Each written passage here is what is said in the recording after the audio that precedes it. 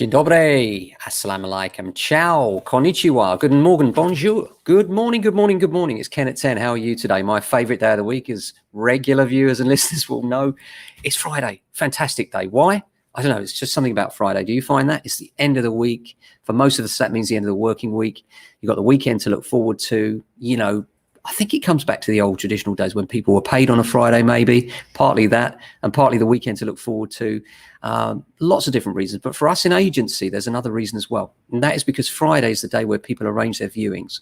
And Saturdays and Sundays are popular days. But the most popular day and time is a Saturday between about 11 in the morning and about 2 in the afternoon. People love to go out and view properties. And that's a great time for us. So what we need to do on a Friday is get the big push behind selling, making sure that everybody that's out there looking is looking through us. So we got what we call the ring round, where we ring everybody in the price range and say, hey, got this new instruction available to you. Looks like it fits your criterion. Are you still looking? Can we introduce you in this one? And if not, what is it that we're missing? How can we help you? So that's what it's all about today for us. We've got some exciting new instructions as well. I did a couple of sneak peek previews yesterday. I've been asked if I can show them again today, which I will briefly. First of all, what about this for a garden? Beautiful, isn't it? That's a new instruction coming on. We're just finalizing and tweaking it now. Want to see it from the other side? Looks like that. Isn't it a beauty? So that's coming on the market today. And that's one that's in beautiful condition, really lovely house. Looking forward to showing you that one. We're doing the usual video walk around tour next week. In the meantime, we've got the doll's house view for you, all the usual stuff with some twilight pictures as well. Look forward to showing you that in more detail. I'm going to talk to you about summer selling in a moment and what to do, how to sell in the summer, how to make the best of the summer market. But just a few headlines in the news today. Council, this is one from the Independent, and it's about councils cracking down on rogue landlords. I mean, in all the years I've been doing this, I can't really remember having met a rogue landlord, but I'm sure they're out there, beds in sheds and the like, and they do need to be cracked down on. But I do wonder how many of them are really out there. And I don't think it would take much effort on behalf of councils to A, find them, and B, prosecute them. But instead, they choose to come after Mr. Average landlord renting to Mr. Average tenant, where there are rarely any problems anyway. I just think if you focus those efforts in the right areas, you'd find these people. But that's that. Rant over. Stamp duty rush and other factors influencing mortgage decisions. That's the headline from the Express today. And that's a guy called Simon Barth. He's the CEO of iPlace Global. And he's saying that the past year or so, with the impact of stamp duty holiday and the rush to move more rural locations, has left thousands missing key steps in an already tricky process. He adds the problem's almost definitely been worsened by the rush to move in the last year as home buyers chase a rising market, taking out mortgages that are the limit of what they can afford. No doubt, but it was ever thus. People have always taken mortgages on the basis of the limit of what they can afford. And largely when interest rates are low and with such stringent criterion, that's not a mistake for people, you know, providing you're within your means. I always say, if you look at the big numbers, it's going to scare the life out of you. You know, 50,000 is a scary figure. So is 100,000. So is 500,000. You know, all these figures are scary figures. So if you look at just a headline figure, it's always going to be a bit frightening. If you go the other side and think, actually, the amount I'm paying is the monthly amount. Question, is that affordable to me? And also, you know, what would I be paying in rent if I weren't buying? What would the rental costs be? And often those figures are quite similar, surprisingly so. And it's one of the great poverty traps, really, is that there are plenty of tenants we have, sadly, that have sufficient income to pay rental prices, which are the equivalent of the mortgage on the same flat. Unfortunately, they don't have the deposit or perhaps the income to show that gets them through the hoops. So that's how tight our criterion is these days. And one of the reasons why people will borrow up to the limits largely. And if they're careful and make sure that it's affordable, there's no reason why they shouldn't, because in this day and age, it's the only way for most people to get the home that suits their needs. Now, I want to talk to you about a summer move. We're in the height of the summer now, and there are different things you can do to make sure that you're getting the best out of the current market. We've got more daylight hours, you know, better weather. It's a time to showcase gardens. What should you do? Let's talk about marketing photographs first of all. Number one, have the interior photographed when there's maximum daylight. That might sound like a strange thing to say because, you know, these days with enhancing photographs and everything, but let me tell you, there's no substitute for sunlight coming through a window. It doesn't matter how you tweak the picture. That sunlight coming through a window is really critical. But If there's too much of it, it will bleach out your picture. So you need to work out and understand the orientation of the house. So quite often when we're setting a photo shoot, we'll be thinking, hang on a minute, which way does the house face? Is it east, west, south, or north? And that way we can optimize the time that we go and visit it according to where the sun is during the day to make sure we get the very best result for our clients. So the middle of the day, front or back, looking towards your home from the garden, as well as looking away. Take both and then work out which is the best shots. That's what we always do. And then another time of the day is what we call twilight. And this is a really beautiful thing that you can do with your house. And we'll often take twilight shots. I'll showcase some of them for you next week so you can get an idea of what we're talking about. It's on a clear evening. It's around sunset. It's a mid-length shot of the house with the lights on. And what you find is you get the blue sky slightly darkened, and this allows the light to come through the windows and give a feeling of warmth and welcoming. It's especially nice in the winter too, actually, but it's well worth doing summer or winter.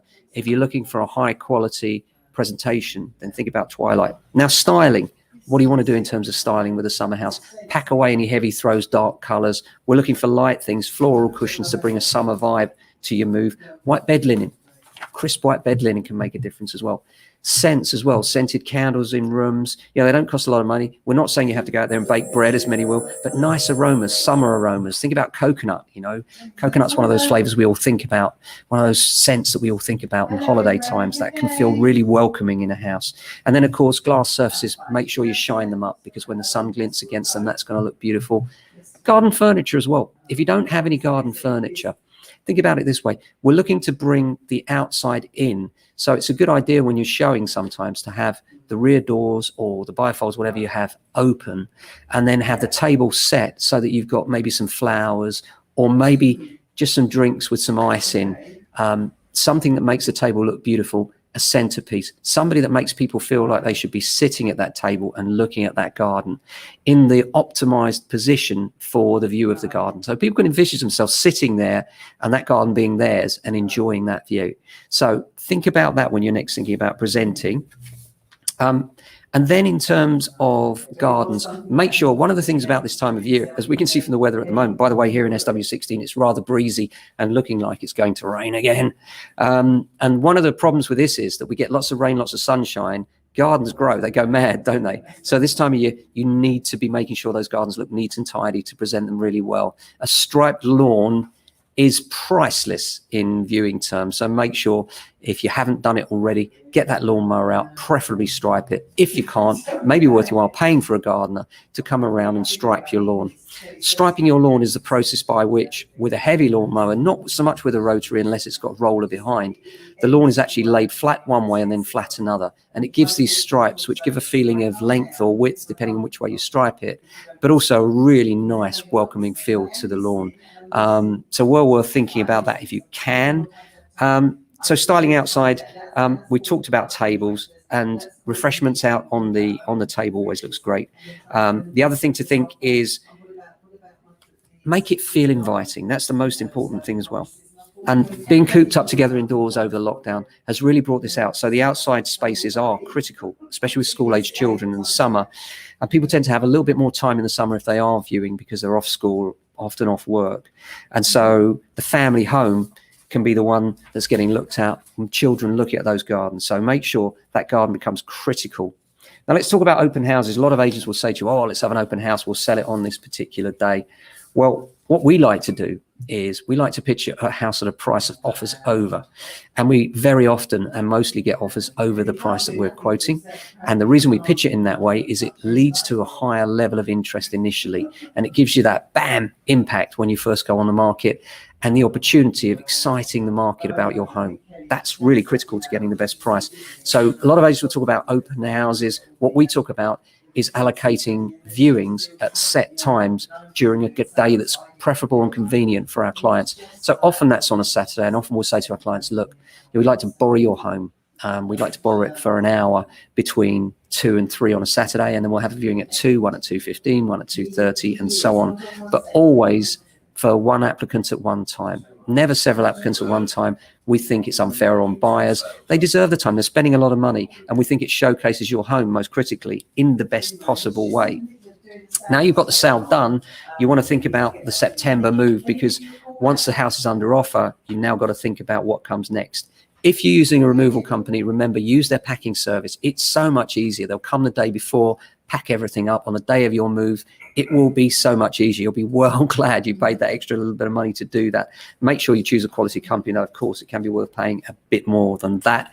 Think about moving days as well. One of the problems with removals companies is they get very busy, especially around the October time. So if you're looking at a September, October move, think about when you want to move. If you can move any other day than a Friday, this can be helpful. And the reason it can be helpful is everybody moves on a Friday, and therefore removals companies are hard to pin down because, you know, realistically, they've got lots of other clients that want to move on a Friday. Why do people move on a Friday? Because it gives them the weekend to settle in if they're working. But if you can move on a weekday, such as a Wednesday, there are advantages. Number one, removals will probably be a bit cheaper. Number two, removals will probably be available. And number three, if something goes wrong with your new home, which is often the case, something you didn't expect that's not working, you might need to call out a tradesman or the electricity company or the gas company. And if you need to do that over a weekend, it's much, much harder to get them out. On a weekday, they're always available. You can get those things sorted out. So worth thinking about that too. So when people think about stressful moves, we've got to think about how we can make it less stressful. And the good thing about a mid-year move like this in September or August, whenever you're thinking moving, is that you can get the move done in between the seasons. So you've done the summer season, then you've got the in-between bit. And the good news is, with the average move taking 10 to 12 weeks, you should be in time for Christmas, and then you can enjoy your Christmas holidays in your new home.